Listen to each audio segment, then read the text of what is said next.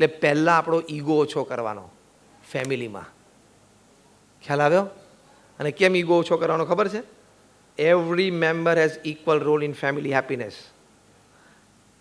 Family સર્વાઈવલમાં બધાનો જુદો જુદો રોલ હોય, પણ ફેમિલી હેપીનેસમાં બધાનો સરખો છે. 50 વર્ષની વ્યક્તિ જે મુખ્ય બ્રેડ વિનર હોય ફેમિલી માટે, એ કમાઈને ઘરમાં પૈસા લાવે છે અને પરિવાર સુખીને સમૃદ્ધ થાય છે. અને નાનું 1 વર્ષનું બાળક છે ઘરમાં, એ બંનેનો ફેમિલી હેપીનેસ માટે ઇક્વલ રોલ છે. હા કે ના? પેલો 10 કલાક વર્ક કરીને આવ્યો અને સ્ટ્રેસફુલ હોય અને બારણું ખોલે અને 1-1.5 વર્ષનું બાળક એને ઇનોસન્ટ સ્માઇલ આપે ને, that smile has the power to distress you. હા કે ના? એ 1.5 વર્ષના બાળકની ખાલી ઇનોસન્ટ સ્માઇલ તમને જોઈને આવે ને, આમ ખાલી કરે ને, એમાં તમારા 10 કલાકનો થાક ઉતારવાની તાકાત છે. હા કે ના? તો ફેમિલી હેપીનેસ માટે મુખ્ય બ્રેડ વિનરને 1 વર્ષનું નાનું બાળક ઘરમાં, એનો ઇક્વલ રોલ થયો ને. તો ઇક્વલ રોલ તમે સ્વીકારતા હોય તો પછી ઈગો નહીં રાખવાનો, આઈ કાઢી નાખવાનો. ડિફ્લેટ યોર આઈ. કેમ ખબર છે? હવે બરોબર સાંભળજો, એક વાક્ય બોલવું. Every third person sitting besides you today, every third person in the queue at the Dadar railway station waiting for rickshaw or cab is in some way more intelligent than you. માનો છો? તો ego ઓછો કરી નાખવાનો, તો એ દોઢ પણ ઓછું થાય. બુદ્ધિનો પૂર્ણ ઉપયોગ કરવો, જે જગ્યાએ યોગ્ય લાગે ત્યાં પ્રેમથી સજેશન પણ કરવું, પણ અહમ ના રાખવો કે હું શ્રેષ્ઠ છું. નમ્રતાથી, વિવેકથી રહેવું, તો જીવનમાં આનંદ આવશે. પ્રમુખ સ્વામી મહારાજને એક વ્યક્તિએ પત્ર લખ્યો અને કહ્યું કે તમે અંગ્રેજીમાં લખજો, આઈ બ્લેસ યુ. એટલે કોઈની મદદથી પ્રમુખ સ્વામી મહારાજે લખ્યું, બોલે એટલે આઈ, પછી કે ગેપ એટલે સ્પેસ, પછી BLESS, પછી ડેશ, પછી YOU લખ્યું. પછી પેલા વ્યક્તિએ પત્ર હાથમાં લીધો ને તો પ્રમુખ સ્વામી મહારાજે સરપ્રાઇઝિંગલી બધું ફર્સ્ટ કેપિટલ લેટર્સમાં લખેલું, ખાલી આઈ નાનો સેકન્ડ આલ્ફાબેટનો પેલો ડોટ વાળો કરેલો. એટલે આપણા જેવા કોઈક ડાયા બાજુમાં બેઠા હતા. એટલે એ વ્યક્તિએ પ્રમુખ સાહેબને કહ્યું, સ્વામી અંગ્રેજી વ્યાકરણનો નિયમ છે કે ફૂલ સ્ટોપ પછી, એટલે કે પૂર્ણ વિરામ પછી વાક્ય શરૂ થતું એનો પહેલો અક્ષર કેપિટલ કરવાનો, મોટો કરવાનો.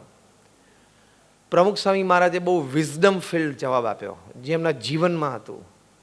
પ્રમુખ સ્વામી મહારાજ બોલ્યા કે મને ખબર છે કે પૂર્ણ વિરામ પછી પહેલો અક્ષર મોટો કરવાનો, પણ જીવનમાં હંમેશા આઈ નાનો રાખવાનો.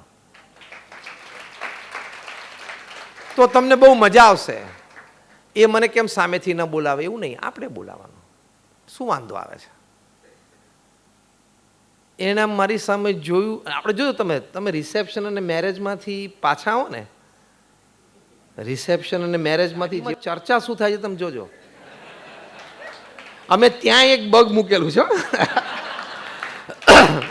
તાર ગાડીમાં ચર્ચા શું થાય છે, પેલા એ પહેર્યું તું ને પેલા નહોતું પહેર્યું ને પેલા ના નહોતું જામતું, ના કોમ્બિનેશન બરોબર નહોતું, ના કલર કોમ્બિનેશન બરોબર નહોતું, ને સમોસા જોડતો આ ચટણી ચાલે જ નહીં ને. શુદ્ધ ભાવે છાતી ઉપર હાથ મૂકીને બોલો હા કે ના.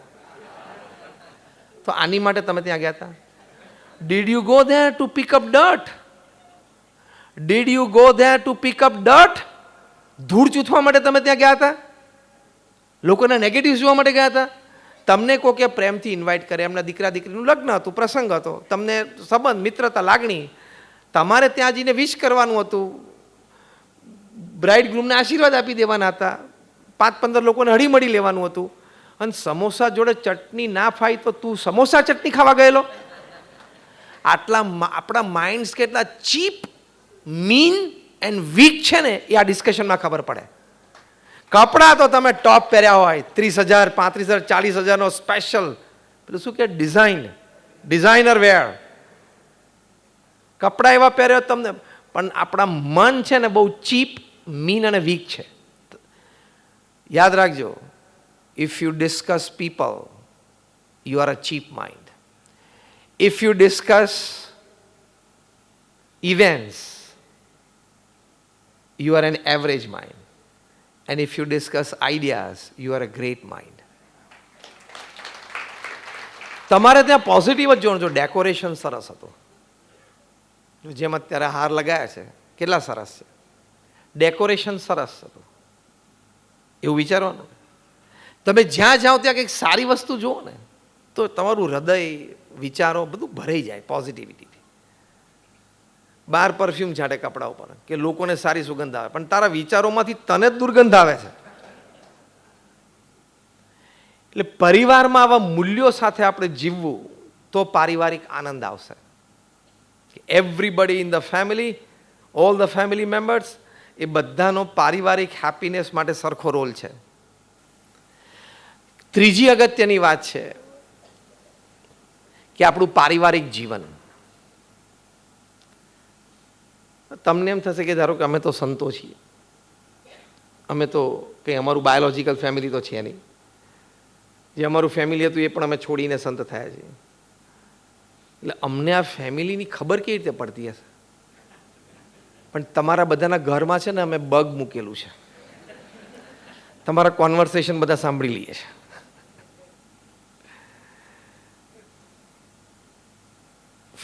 Family life makes your life beautiful. આપણે થાય કે આપણે જીવીએ છીએ, સાથે રહીએ છીએ, પણ હું તમને અમુક એક બે વાત કરીશ ને તમને આશ્ચર્ય થશે. પહેલાં તો તમને એમ થતું હોય કે અમે આ વિષય ઉપર વાત કરવા માટે યોગ્યતા કેટલી છે, કારણ કે જે વિષયમાં જેની એક્સપર્ટાઇઝ ના હોય ને અનુભવ ના હોય તમને કેવી રીતે વાત કરી શકે. કોઈક તમને એમ કે હું હોર્સ રાઇડિંગ શીખવાડું, પણ એને કોઈ હોર્સને અડ્યો જ ના હોય અને છાપામાં વાંચ્યું હોય, ખાલી બુક વાંચ્યું હોય કે ઘોડે સવારી કેવી રીતે કરવી, પછી કે થોડે તમને ગાઈડ કરી શકે. પણ તમને ખબર છે ઓલિમ્પિકમાં જેટલા મેડલ પ્રાપ્ત કરે છે ને એથ્લીટ્સ, એમાંથી 90% એથ્લીટ્સ કોઈ દિવસ ઓલિમ્પિક રમ્યા જ નથી. પણ એને ગેમને બહાર બેઠા બેઠા એટલી સરસ ઓબ્ઝર્વ અને એનાલિસિસ કર્યું છે ને, એટલે એ એના એથ્લીટને ગોલ્ડ મેડલ સુધી પહોંચાડી શકે. એ પોતે ઓલિમ્પિક રમ્યો ના હોય, પણ એને ગેમ બહુ સરસ ઓબ્ઝર્વ અને એનાલિસિસ કર્યું હોય. આ બધા ફંડ મેનેજર્સ છે, એની પાસે ક્યાં મિલિયન્સ ઓફ ડોલર્સ છે, તો પગારદાર માણસ છે. પણ તમે એને કોઈક મારે 10, 15, 25 કરોડનું ફંડ મેનેજ કરવું તો તમને રસ્તા સારા સારા બતાવી આવે અને લાભદાયી, એમાં કંઈ ખોટું નથી, તમને લાભે થાય. એને રસ્તા બરોબર, ભલે એ રસ્તે એ ચાલ્યો નથી કારણ કે એની પાસે ફંડ જ નથી પોતે. હા, આ બધા એડવાઇઝર્સ હોય છે, ફંડ એડવાઇઝર, એને પોતાને ફંડને ક્યાં એને ઇન્વેસ્ટ કરીને મોટું કર્યું છે, કરતો હોય ધીમે ધીમે, પણ એ કોઈક એના કરતાં 500 ગણો મોટો હોય ને એને એડવાઇસ આપી શકે. કેમ? એને એ વાતનું જ્ઞાન છે. ખ્યાલ આવે? એક સરસ પુસ્તક મેં કોરોના કાળ દરમિયાન વાંચ્યું. પુસ્તકનું નામ છે the $1 trillion coach. Not $1 million, not $1 billion, $1 trillion coach. આ પુસ્તકમાં ફૂટબોલર બિલ કેમ્પબેલે ટેક એક્ઝિક્યુટિવ્સને ટ્રેન કર્યા છે એની વાતો છે. બોલો, હવે આ બે વચ્ચે કંઈ તમને ફિલ્ડ ભેગું દેખાય? ફૂટબોલ અને ટેક ફિલ્ડ ભેગું દેખાય? અને સામાન્ય નહીં, આ બિલ કેમ્પબેલ ફૂટબોલરે ગૂગલ કંપનીના માલિક લેરી પેજને કોચિંગ આપ્યું છે. એમના એક સિનિયર વાઇસ પ્રેસિડેન્ટ પ્રોડક્ટ્સ ગૂગલના એરિક સ્મિથ, બહુ મોટું નામ છે સિલિકોન વેલીમાં, એને પણ કોચિંગ આ ફૂટબોલરે આપેલું છે, બિલ કેમ્પબેલે. તે ફૂટબોલર ટેક કંપનીવાળાને શું શીખવાડતો હશે? આ $1 ટ્રિલિયન કોચ એ પુસ્તકમાં લખ્યું છે what did we learn from this footballer. તો બિલ કેમ્પબેલ કે તમારે જીવનમાં આગળ વધવા માટે મારે કંઈ તમારી પ્રોડક્ટ શું છે જાણવાની કંઈ જરૂર નથી. તમારું સેલ્સ અને માર્કેટિંગ સિસ્ટમને, નેટવર્કને, પ્રિન્સિપલ શું છે મારે કંઈ જાણવાનું નથી. એક જ વસ્તુ મારે જાણવાની કોચિંગ માટે. બહુ સરસ વાત છે, ધ્યાનથી સાંભળજો. બિલ કેમ્પબેલે ટોપ ક્લાસ ટેક એક્ઝિક્યુટિવ્સને કીધું to train you, to coach you, મારે તને એક જ વાત શીખવાડવાની છે, the dynamics among the team members making the decisions.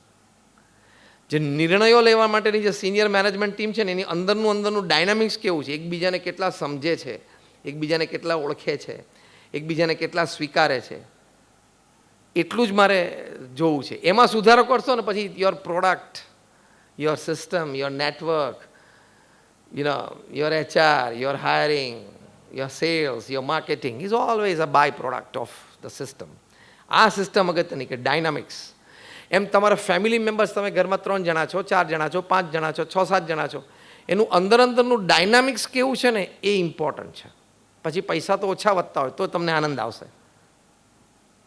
હવે ભગવાન સ્વામિનારાયણના વખતથી અમે તો બધા સંતો સમાજની વચ્ચે જ રહીએ છીએ. પ્રમુખ સ્વામી મહારાજ એમના જીવનકાળ દરમિયાન 3.5 લાખ ઘરોમાં પધરામણી કરી છે. એમનો એક્સપિરિયન્સ તમારી સાથે શેર કરવાનો છે. એમણે 7.5 લાખ પત્રોના ઉત્તર લખ્યા છે. આજે અમારા ગુરુ મહંત સ્વામી મહારાજ છે, એમના જીવનકાળ દરમિયાન 2 લાખ ઘરો મેં પધરામણી કરી છે અને 5.5 લાખ લોકોના પત્રો વાંચીને એમને ઉત્તર આપ્યો છે. Responsible answering. I want to share their experience and their wisdom with you when it comes to family life.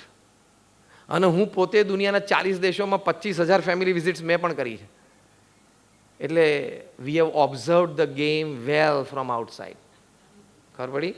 પેલા ઓલિમ્પિકની જેમ analyse the game well from outside. Family મેમ્બર્સમાં ડાયનામિક્સ એ બહુ ઇમ્પોર્ટન્ટ છે, તો તમારી લાઈફ બ્યુટીફુલ. નહીં તો 9,800 ડિવોર્સીસ છે પૃથ્વી પર.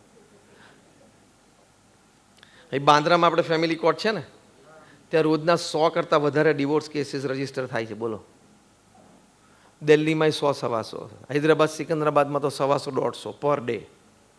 તો એટલો બધો શું વાંધો આવી જતો હશે લોકોને?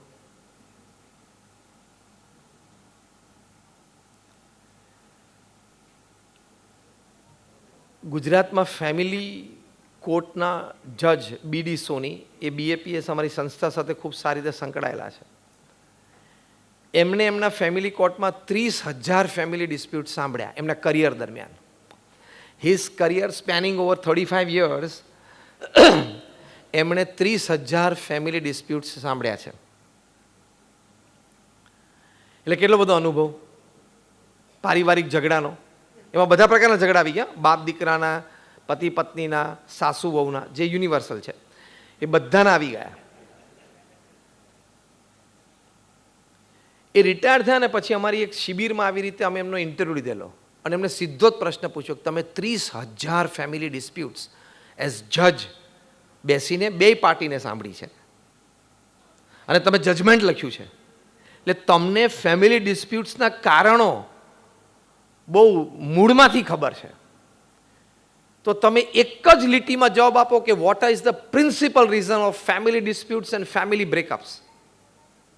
બહુ સરસ પ્રશ્ન કહેવાય ને. સામે 20,000 શિબિરાર્થીઓ બેઠા હતા.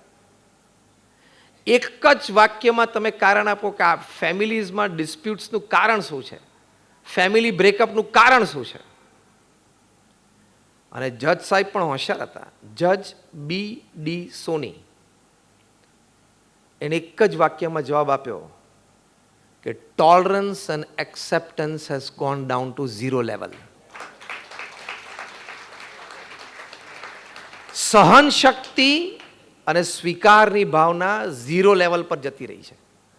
એટલે ફેમિલી ડિસ્પ્યુટ્સ વધ્યા છે, ફેમિલી બ્રેકઅપ્સ વધ્યા છે અને કપલ બ્રેકઅપ્સ પણ વધ્યા છે. કોઈને જરાય ટોલરેટ નથી કરવું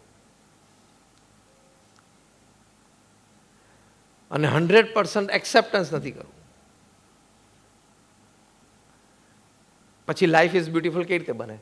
મને એવું કહેવામાં આવ્યું તમે થોડું લાઈફ ઇઝ બ્યુટીફુલ એની પર બોલજો, એટલું એની પર બોલું છું. તમારા લાઈફમાં ટોલરન્સ અને એક્સેપ્ટન્સ ના હોય તો તમે ક્યારેય સુખી થશો જ નહીં. યાદ રાખજો, એમ નહીં સમજવાનું કે I am intelligent, I am well qualified, I know the world well, I am 50-55 years old, I have seen the world. એટલે બધું હું જે કહું ને વિચારું એ સાચું જ છે અને પરિવારે સ્વીકારવું જ જોઈએ. એ નોશનમાંથી બહાર આવી જજો પહેલાં. એ દોડડાયાપણું કહેવાય. આપણે ભણેલા ને હોશિયારને એક્સપિરિયન્સ એટલે બધા સારા વિચારો આપણને જ આવે એવું ભગવાને MOU આપણી સાથે કર્યું નથી. તમે વાંચજો the 100 great thoughts that change the course of history. પૃથ્વી ઉપર 100 શ્રેષ્ઠ વિચારો જેણે પૃથ્વી નહીં આમ કરવટ બદલી કાઢી. એમાંનું એક IPLનો વિચાર. 300 ક્રિકેટ એક્સપર્ટ્સ, એટલે પછી એમાં એમ્પાયર્સ હતા અને કોચે હતા અને પ્લેયર્સ હતા, એમાં બોલર્સ હતા અને વિકેટ કીપર હતા અને બેટ્સમેન હતા. 300 જણા ICCની મિટિંગમાં લંડનમાં ભેગા થયા. ચર્ચા શું હતી? ફૂટબોલમાં જેટલા પૈસા છે એટલા ક્રિકેટમાં કેમ નથી આવતા? આવવા જ જોઈએ. શું કરવું ચલો એની માટે? ચલો ચર્ચા. 300 ક્રિકેટ એક્સપર્ટ્સ બેઠા હતા. હા, ચર્ચા ઘણી થઈ. ICCનો જે ક્લર્ક હોય ને, ક્લાસ 3 ઓફિસર કહેવાય clerk, A minutes of the meeting ખૂણામાં બેઠો બેઠો લખતો હતો. એનું તો એ જ જોબ હતી. 3-4 કલાકની ચર્ચા પછી બ્રેક પડ્યો. ત્યાં ક્લર્કે જઈને ચેરમેનને કીધું સર મને એક વિચાર આવે છે, કહું? પેલો ચેરમેન તો ક્લર્ક સામે કેવી રીતે જોવે? Come on what? કે સર એમ કરો 20-20 ઓવરની મેચ કરી નાખો. તો પેલો ચેરમેન કીધું ગાંડો છું, 5 દિવસની ટેસ્ટ મેચમાંથી આપણે 50 ઓવરની વન ડે કરી. હવે તું કહે છે 20 ઓવરની કર. કે સર ફૂટબોલમાં જેટલા પૈસા છે એટલે ક્રિકેટમાં લાવવા છે, 20 ઓવરની કરી નાખો. ના કે એવું ના હોય. પછી પાછી મિટિંગ ચાલુ થઈ, બ્રેક પછી પાછી 2-3 કલાકની ચર્ચા. કંઈ આમ બધા કોઈ આઈડિયાઝ મૂકે પણ પાછા એને કાઉન્ટર થાય ને. મોટી મિટિંગમાં તો કાઉન્ટર પણ થાય, આર્ગ્યુમેન્ટ્સ પણ થાય, એટલે કાઉન્ટર થયું એટલે કોઈ નતીજા પર ના આવે. પાછો બ્રેક પડે, પેલો કે સાહેબ આપણો વિચાર પર મૂકો તો ખરા મિટિંગમાં. પેલો કે લોકો મને ગાંડો ગણશે ને ખુરશી ઉચકીને બહાર નાખી દેશે. સર મૂકો તો ખરા. એટલે મૂક્યો વિચાર કે can we make the match 20 overs. તો બધા કે ફીલ્સ ઇન્ટરેસ્ટિંગ. પછી એની ઉપર ચર્ચા થઈ, તો આખી ચર્ચા આર્ગ્યુમેન્ટ્સ પણ થઈ, પણ વિધિન 10-15 મિનિટ્સ આખું ડિસ્કશન પોઝિટિવ એંગલ તરફ વળવા માંડ્યું. અને નહીં નક્કી થયું કરવું, અને કર્યું તો ખબર પડી કે નહીં. IPL is the second richest sports league of the world. એમનેમાં બધા પ્લેયર્સને 10 કરોડ ને 5 કરોડ ને 15 કરોડ એમને નથી આપતા. IPL દુનિયાની સેકન્ડ રિચેસ્ટ સ્પોર્ટ્સ લીગ છે. ફર્સ્ટ ઇઝ NBA US, બીજી IPL છે. બોલો હવે એ વિચાર કોને આવેલો? ક્લાસ 3 કર્મચારીને આવેલો. એટલે આપણે જરાય દોડદાય નહીં થવાનું કે હું તો આ સાઉથ મુંબઈની કોલેજમાંથી MBA થયો છું, હું LSE લંડન સ્કૂલ ઓફ ઇકોનોમિક્સમાં ભણ્યો છું, આઈ એમ હાર્વર્ડ ગ્રેજ્યુએટ. એટલે બધા વિચારો સારા તને જ આવે એવું નથી.